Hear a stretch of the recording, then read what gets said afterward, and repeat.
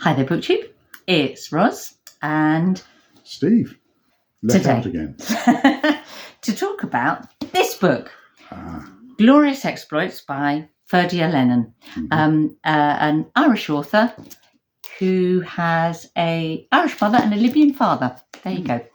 And I read this book, which came out in About January of this year. So new fiction, brand new fiction.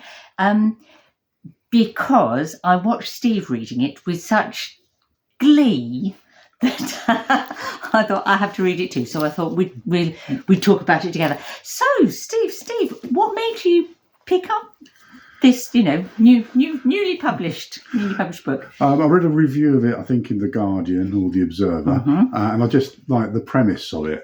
I mean, first of all, everybody and their brother seems to be writing or retelling Greek myth at the moment, and this is not Greek myth, although it's set in 500 or so, or 412 BC, in the Peloponnesian War, I think, is going on just after Athens has been defeated by Sparta and Syracuse together, I think, more or less. And it's set in Sicily, in Syracuse, and it features two chancers, I guess, would be one. Two friends, Mates, potters, potters, unemployed potters, I think. Yeah. And it starts off with one of them, Gelon, I'm not sure how you pronounce Gelon, saying to the narrator, let's go and feed the Athenians.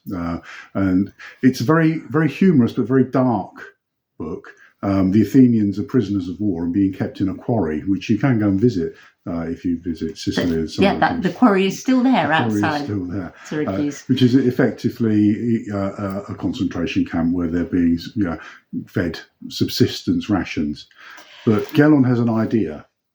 He is a big fan of Greek drama, which was current at the time, and he wants to get the Athenians to put on a play by Euripides, because Euripides is his favourite dramatist. Favourite contemporary dramatist, because this was the period when Euripides was writing.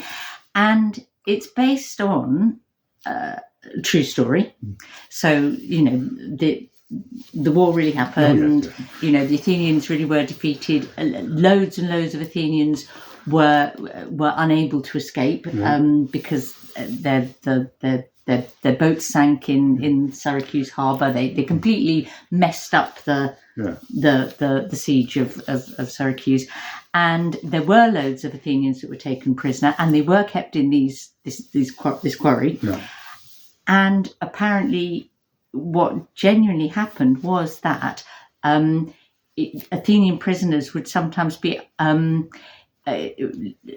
asked to quote bits of Euripides, or Sophocles, or other Greek dramatists.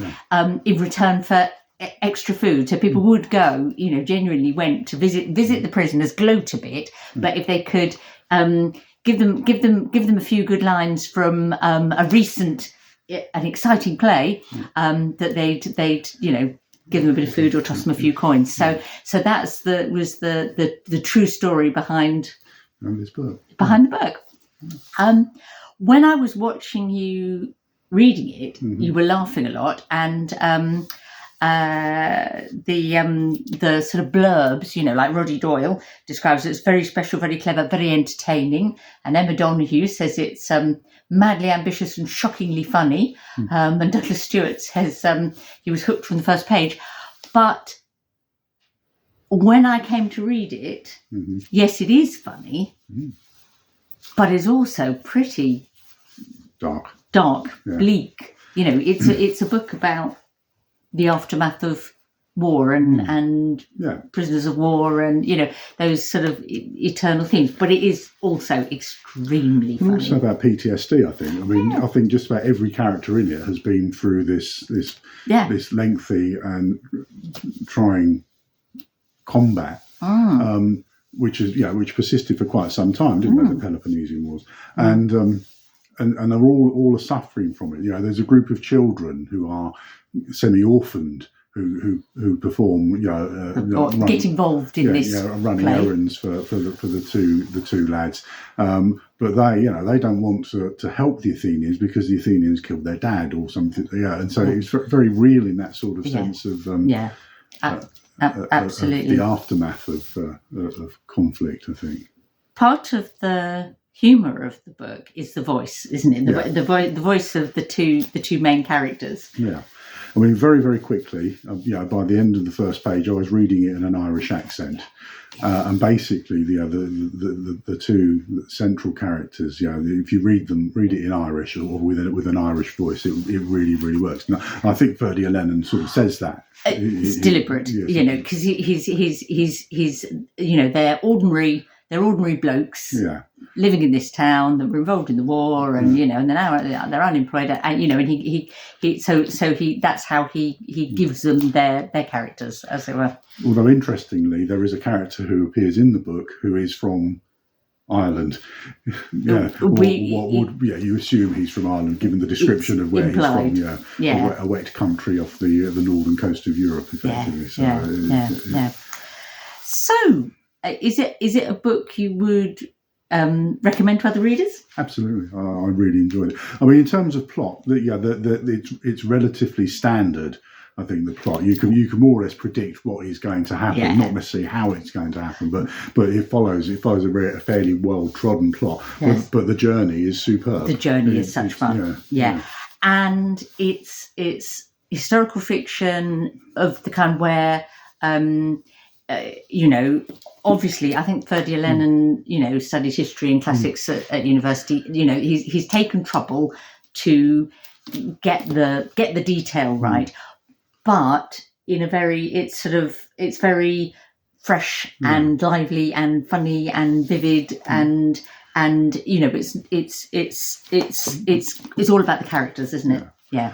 And I think at the end, the ending of it was really very moving, or I found it very moving, because the other theme in it is the power of art, the power of drama. And this whole idea is that Gelon wants to preserve, because he fears that Euripides is going to die, and or may already have died, and that we may because the Athenians were defeated, and this could be the last gasp for Athenian culture in particular, and it was in Athens that the great dramas were written and performed. So yes, he's wanting to salvage something. He also gets what he thinks might be the last play by Euripides, but I don't think it did turn out. But he sort of gets allegedly the first performance outside of Athens of Trojan Women, which is a great play, I think.